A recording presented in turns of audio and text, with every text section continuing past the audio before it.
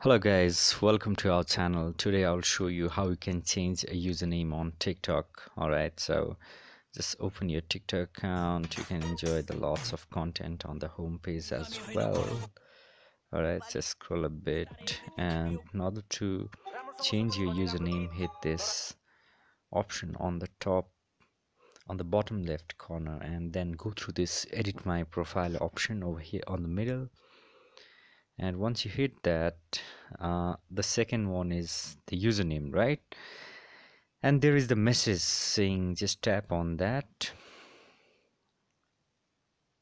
Alright, so username is your unique identity on TikTok. So once you changed it, you won't be able to change again within 30 days. Alright, I'm fine with that. So yeah, that's okay with me. So I'll go with trendy human.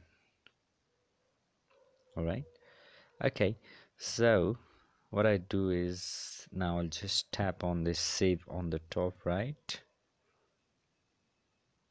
Okay, so the username is already taken. So what I'm gonna do, so I'll just add one digit. All right, and I'll hit this save.